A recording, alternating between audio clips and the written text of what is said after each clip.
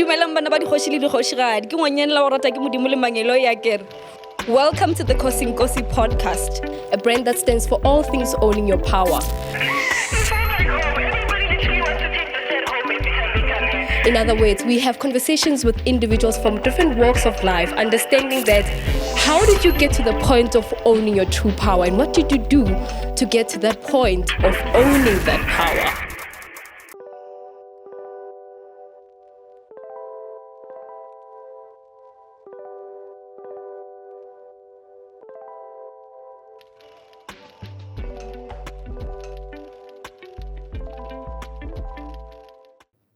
Dumelang bana ba dikgoshi le dikgoshigadi ke ngwanyana la o rata ke modimo le mangelo ya kere. Welcome to another episode of the Kosinkosi podcast, a brand that stands for all things owning your power.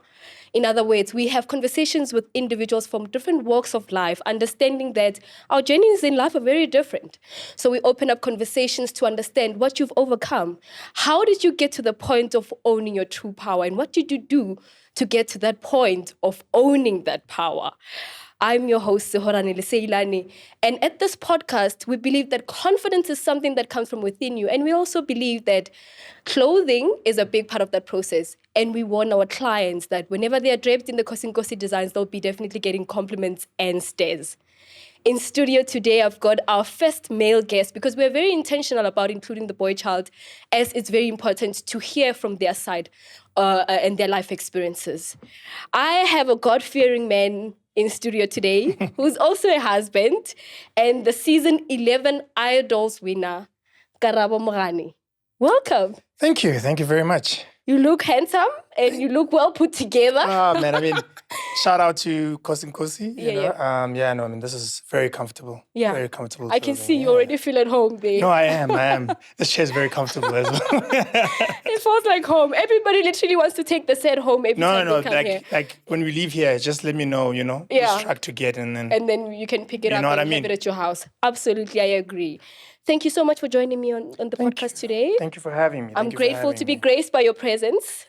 I'm happy to be here. I'm sure that whatever conversations we're going to have, there'll be uplifting conversations. Definitely. Yeah. For me, every guest that comes here, I walk away and I'm like, oh, that was so refreshing. Yeah, it's a beautiful journey to get to hear people's points of views and their experiences in life. And I think that's just life-changing for me personally. Yeah.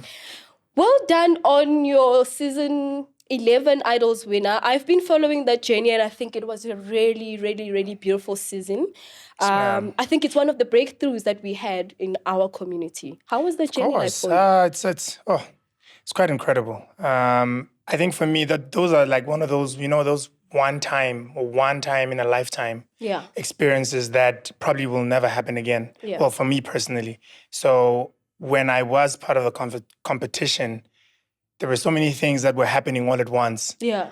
Because, people just think that it's about just getting there and singing, but there's so much that happens even behind the scenes that a lot of people maybe are not privy to, Yeah. For example, people don't know that you would receive songs on a Monday, all right? Maybe like you need to memorize 3 or 4 songs on a Monday. By Wednesday, you need to have those songs ready. Because on Wednesday, we have what we call it's called a home concert. So we would have it at the house where we were stationed. Mm-hmm. And then on a Friday is when now we do the live show as if it's a live show. It's like a pre-rehearsal of some sort. Yeah. So we would have that on a Friday, then on a Saturday. Then on a Sunday would be the actual performance. Yeah. But you would need to know your songs word for word. Yeah. And it's funny enough, some people would forget their lyrics. I don't know how, because you would have from Monday until Sunday to basically learn the music. But the hard part, I guess, for me is that sometimes you're thrown with songs that you don't know. You've never sung before. You've probably never even heard. Yeah. And you need to sort of give it identity, sing it the way that you would want people to receive it. Yeah. Because the original artists did it in their own way, and then you need to bring life to it in your own way. Yeah. So I think for me that was probably one of the hardest parts, and I think also singing from Monday to Sunday is strenuous, vocally, emotionally, and I think even just the fear of knowing that there's a possibility you're going home Because every competition week, there, yeah. every week somebody goes home. So Yeah. you're sitting there thinking, yeah, this week it might be me. Yeah, it's over for me. And I think the worst part is if you are called at the very end, you know, that's like scary because everybody is already called, okay, top 7, we already know. And then you are like the 7th person who's called. That is very scary. I think every single time you'd look around and, you know, and people be like, yeah, I think I know who's going home this week, you know, and then you just like pray to God that it's not me, you know. And I was blessed, you know, that I made it all the way and eventually won the competition. So much that I learned from that competition in itself. There's so much that I learned even just as a musician, because there's a lot that we take throughout that.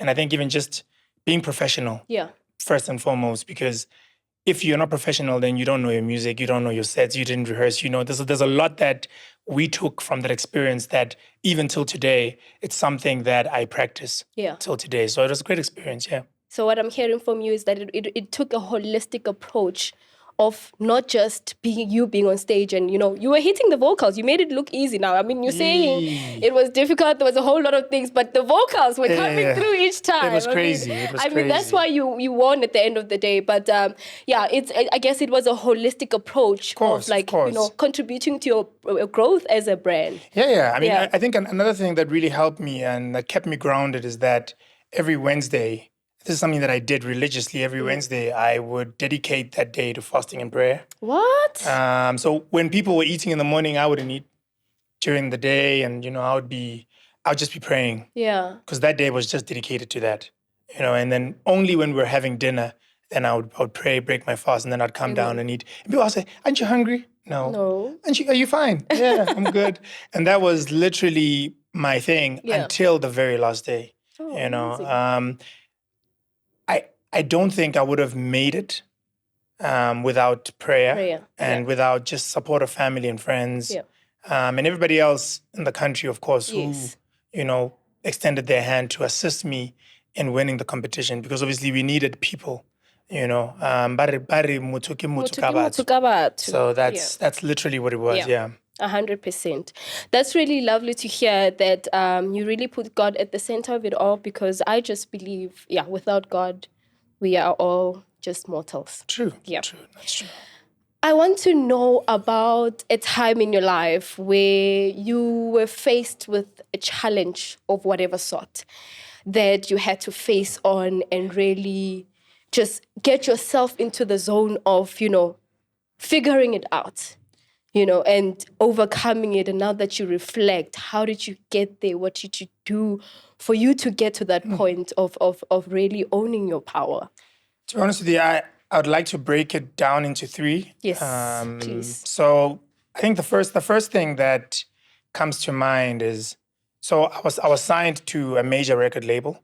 I don't know if I can mention names, but maybe not. Maybe not. But I was signed to a major record label, and how the contract was sort of set up was not necessarily favorable to me as an artist. But I'm still grateful for the opportunity that I got to be part of that. Because it also then, you know, exposed me to certain things that maybe I would have not necessarily been exposed to if I came in a different way, for a lack of a better way of looking at it. But so that the transition from being part of that major record label and then transitioning now, becoming an independent artist, and now being able to own my own music and being able to record my own music and also being able to sort of dictate what kind of sound I would like to venture into, or that I would like people to hear me sing or perform, you know? So that transition for me was quite hard, because when you are an independent artist, everything is on you. Is on you. From recording the music, moving from there to then now putting out the music, marketing the music, that is a lot. That is a lot. So you then realize the role that the major record labels play in that instance, because they're the ones who take care of those things. But you wouldn't know that if you're new in the industry. You assume that these are things that just should happen. You know, I mean, you take for granted even just a simple photo shoot to get a person to come and take pictures of you, to get a stylist to come and dress you for that particular thing. All of those things, another person might look at it and feel like, yeah, but I mean, those are things that should be compulsory, but that's not the case. It's not the case. It's something that you as an artist have to make sure that you do for yourself, and get people involved. Unfortunately, for me, I've really had awesome people in my life who in their own personal fields have come in and have stretched their hands to assist me wherever I needed assistance, There are too many, I can't name them, but they were there, And I think having them around and getting them to also give me advice in certain things. And even before I signed certain contracts, there were people who would be like, let me set a contract for you. Is it a good contract? Do you think, So there were people there guiding me through all of that. Whereas other people don't necessarily have that. And that's when also you find people being signed to things that they can't get out of. Yeah. Because they signed without understanding, and they were just looking for the opportunity. A breakthrough. Yeah, sometimes people are really just hungry and they just want to get out there. It's literally what it is. So for me, after having left the record label, I learned a lot, even being part of it. After having left, there are so many things that I had to learn now independently. And I can say to you that, wow, it's been a long journey. I mean, I've been in the industry now for over 8 years, and I'm chasing my 9th year. That's a long time. It's a long time. Yeah. It's a long time, But like I'm saying, it's having people around you that will keep you grounded, who remind you who you are. Because sometimes the fame and, and having people cheering your name and, and wherever you go, people want this and they want that, and you feel important. Yeah. I think that I was actually watching Black Coffee was speaking to, I think it was it Radio 2000 or Kai? I can't remember. I think it was Kai. Is it the recent one? The recent yes, one, I was. Where he was explaining about his accident. His accident and his ex-wife and everything. But I think one thing that rang true for me is having the ability to walk into a room as yourself and not having to walk into a room feeling like you always have to be this person that everybody else expects you to be versus you coming in as who you are, right? Where when I walk into a room like this, for example, I shouldn't assume just because you're a KARABO that everybody's gonna be shifting chairs and making way for you, whatever the case may be. When you walk in as you are, and let people receive you for who you are, and don't have expectations. Because I think sometimes we work so hard to get all these accolades and everything, only to find that those things don't matter if you don't have people to share them with. Yeah. They don't. True. You can drive a nice car, you can live in a nice house, you can get married, you can do all these things that we all aspire to do. But if you don't have people to share those things with, they're pointless. I mean, a typical example, when you cook a meal, it's so much nicer when you're sharing with people. Absolutely. As opposed to you eating it by yourself.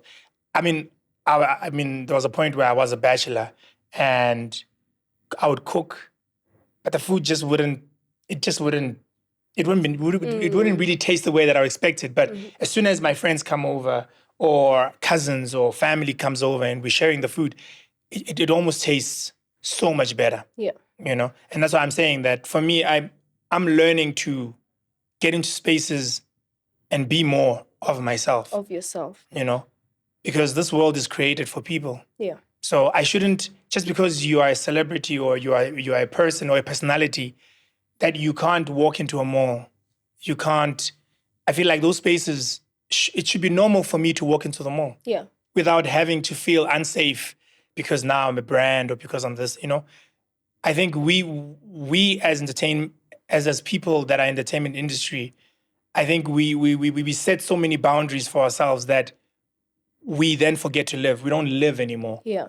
Because we're so focused on, if I go into the space, then I have to take pictures and I have to do this. And then you then miss out on life because you're so focused on this brand that you're trying to build. Yeah. Then you even miss meeting really exceptional amazing people. Yeah.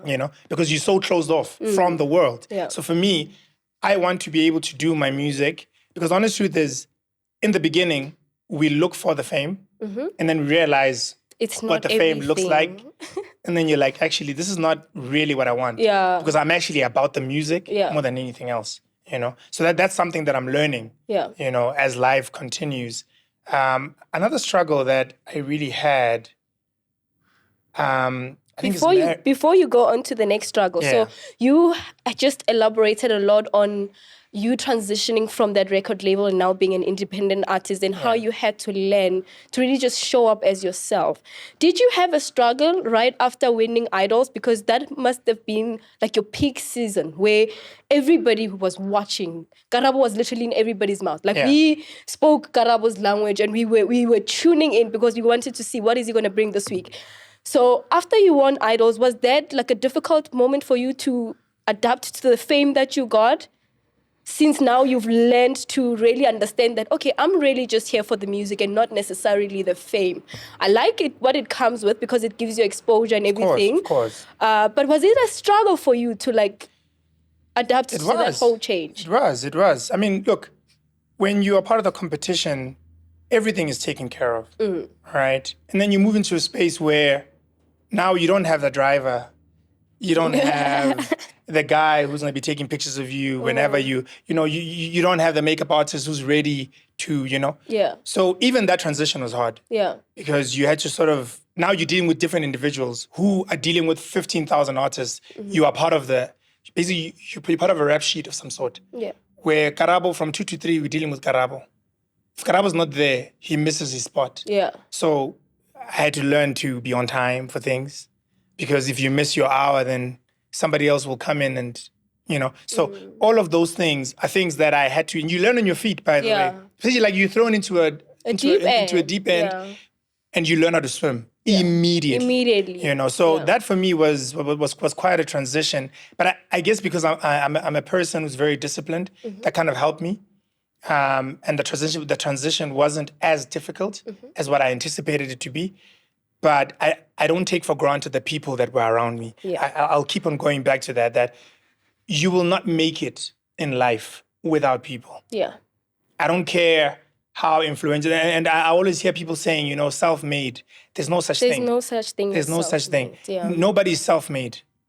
God strategically places people in and around your journey who are going to pick up pieces for you and build you and take you to where you're supposed to go to. So it doesn't just randomly happen. I always say that nothing just happens. Yeah. There's a reason behind everything happening the way that it should happen. I like what you're saying about how God strategically places people around you to help you in your journey. And what I also am against in the same light is people taking that credit. Yeah. Do you understand what I'm saying? Like, yeah. If, say, hypothetically speaking, the people that were around you when you were being made KARABO MOGANE, as we know him now, were to come out and say, he would have been nothing if I was there, if I wasn't there. Of course. There has to be a really clean balance there. You can't exist without people, and you can't get to certain places without people. But also in the same light, as someone who's assisting people to get to where they are, you need to be really cognizant of not taking that credit entirely. Because even if those people are not placed in your life, trust and believe that God would have positioned someone else there. True. No, that's a fact. I'm saying that it's we're basically sitting on a chessboard. Yeah. And God is the player. He's the player, literally. He's the one who's just moving the pieces where they need to be. Yeah. And another thing that I'm learning as well is that things don't happen to you, they happen for you. Okay. All right? And what I mean by that is that sometimes we go through things and we feel like we're a target and we feel like victims of those things that are happening to us, But they're not happening to us. They're happening for us because there's something so it's either you learn from it or you sit there, and play victim for whatever it is that you're going through. And by the way, this is not me even saying that we don't recognize whatever it is that people go through. Yeah. We understand it. But I do believe that you can come out stronger or you can remain and sit there and be stuck there. And it doesn't matter how many times people can talk to you and people can convince you. If you don't see it yet, that's where you'll remain. And you'll then see people moving in life and you feel like they have a better journey but you don't know what people go through. Yeah. And you don't know what people have had to overcome for them to be where they are. Absolutely. You know? And that's why for me, I don't believe that we need to envy people. And I don't believe in envying anyone. You know, I may like what I'm seeing. I may appreciate, I may be inspired, but I don't envy it because envy comes with a little bit of jealousy. Always with jealousy. It never comes with a little bit. Always comes with jealousy. A lot of jealousy. So for me, I don't want what you have. Yeah. I appreciate what you have, but I don't want what you have. And I don't want to get what you have the way that you got it because that's your journey. Absolutely. I want to get the things that I want. I mean, the typical example, if I was to give you R1 million right now and I had R1 million, both of us will not spend it the same way. Absolutely. Because we don't want the same things. And that's what makes us different. And that's what I guess makes us then great in our own way, you know, because we don't want the same things. You might take your R1 million and buy a house. I may take my R1 million and go into Louis Vuitton. Absolutely. And buy outfits and walk out of there because that's what I want in that moment. Yeah. Because we don't want the same things and we will never operate the same way. Yeah. You know? So for me, that's why I go back to the statement that things don't happen to you, but they happen for you. You know, because you wouldn't be here if it wasn't for the things that I had. And you wouldn't have the wealth of wisdom that you have if you didn't go through some of the things. And another thing that I'm learning as well is that when you see another person fall, don't laugh, learn. Typically as people, when people hit ground zero, we stand there and we laugh. This must just be your podcast because you're dropping a lot of gems here. Yeah, you know what I mean? So we typically laugh at people, you know, instead of learning. So that's your opportunity to learn so that you don't then repeat the same mistake that they made. Yeah. You know? Absolutely. Life is like a mirror. Yeah. You know? And you choose what you want to see because it's all there. Yeah. You choose what you want to see. Yeah. I interrupted you when you wanted to speak about your third struggle. Yeah, so the third struggle is, and I want to have it in context. So getting married is beautiful. Yeah. And it comes with all the beautiful things you can think of. Somebody said to me, you know, first year of marriage is hard, right? And you sit there and think, no, but that should be like the honeymoon phase. Yeah. Everything should be, you know. I'll be honest and say that the hardship that I faced in marriage is not necessarily in relation to my wife, or it's more about the things that were happening in and around us. Okay. So, you know, you hit some financial blocks. Yeah. You know, you things are just happening. You just like, what now? What's going on? Yeah. You know, where you basically like gobsmacked. You just like, no, man, what is this? Like, how did I go from having this and to not having it anymore? How did I go from obtaining this and not having this anymore?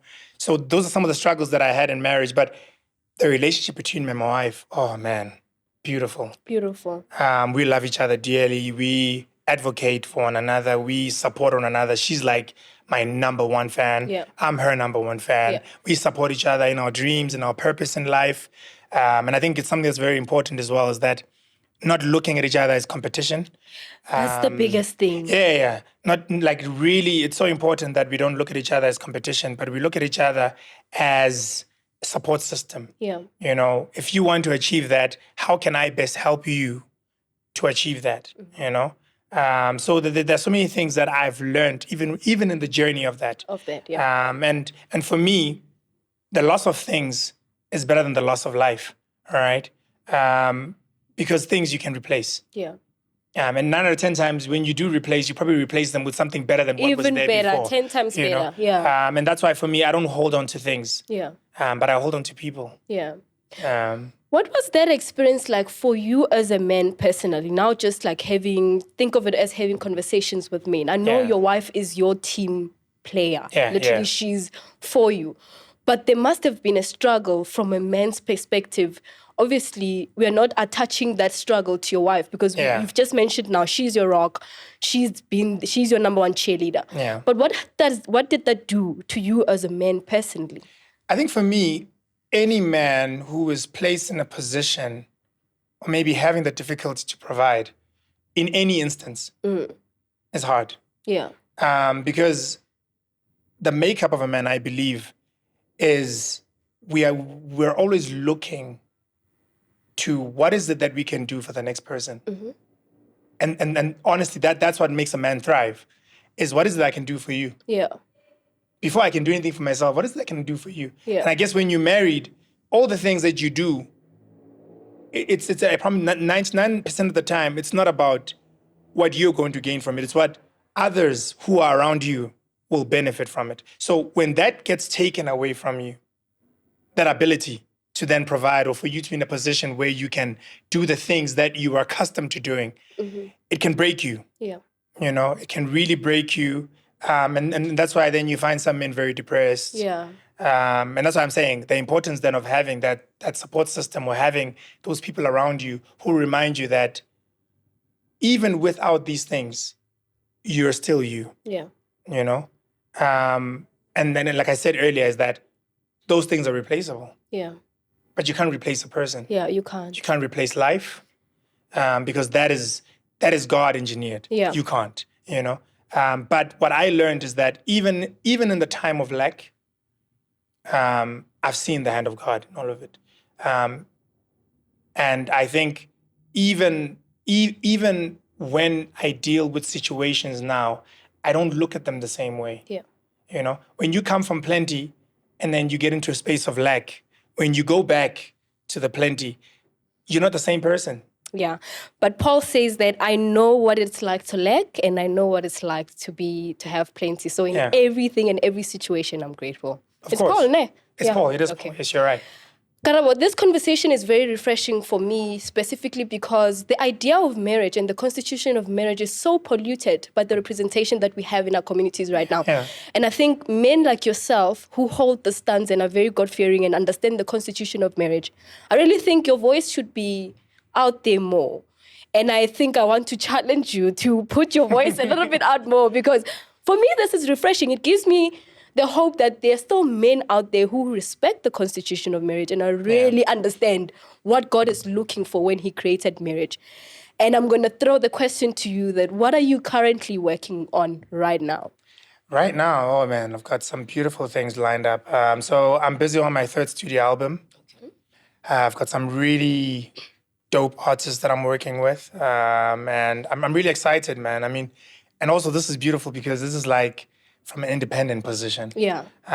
Which means that I will get to own my masters. I will get to own my music. Beautiful. And there's something that I also wish for many artists is that get to a point where you have some form of ownership of your things. Yeah. You know, because you are the business, you know, and it took me a couple of years to learn that. Because I think for us as artists, we would focus mainly on getting on stage and performing, but we wouldn't care about what happens in the background. Yeah. You know? So where I am right now, I'm more about let's form a partnership. Yeah. KARABO the brand and you, what can we do together? As opposed to you take over the brand and you decide what it is that you're going to do with it. Instead of me then coming in and saying, but this is what I would like to do. This is the direction that I want to take where this brand is concerned. So for me right now, that's where I'm at. I'm building a brand that will outlive me, even when I'm gone. Yeah. Where my children's children will still live off this particular brand that I'm building, you know? So it's not even about, you know, how many songs I'm going to sell or how many albums I'm going to sell or how many accolades or how many things that I'm going to get from the experience, but it's about when I leave this world, what am I going to be remembered by? Yeah. You know, because I think a lot of people are always focused on, you know, how many albums did he sell? How many awards did he win? You know, but there's more to life than that. Yeah. Because you can get those things. And there's so many, and unfortunately, there's so many artists who leave this world with nothing. Yeah. To show for it. Like absolutely nothing. You know, so I want to change that narrative where I am building something that is going to outlive me. That's literally where I'm at right now. Yeah. Beautiful. And then I'm going to ask you, if you were a plate of food, this is you putting yourself on a plate and you are about to serve the people you love, what would you have on that plate and why? I would, whatever it is that you're going to make, I would have myself as an onion. What? I'll tell you why. The reason why I would have myself as an onion. So Excuse me. the reason why I would have myself as an onion is because there's so many layers to onions. Oh, okay. Now that you say it. Okay. Yeah, there's so many layers. So because for me, I worry when people expect you to remain the way that you are. Oh.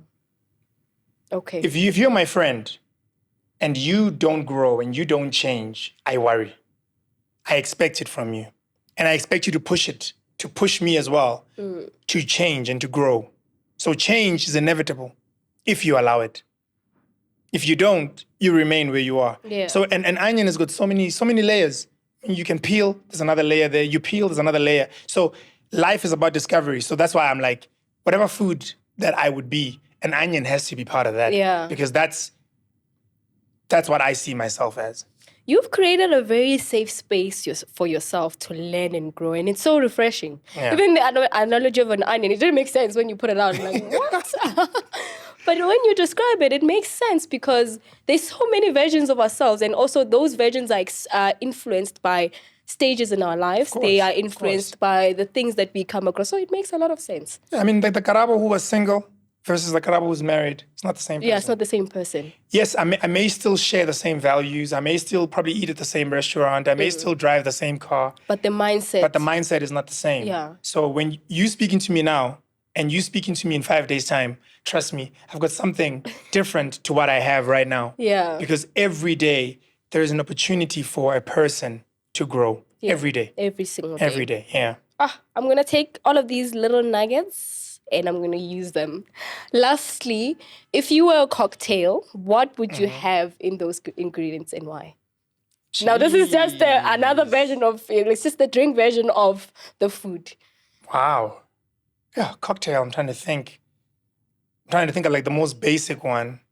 A mojito.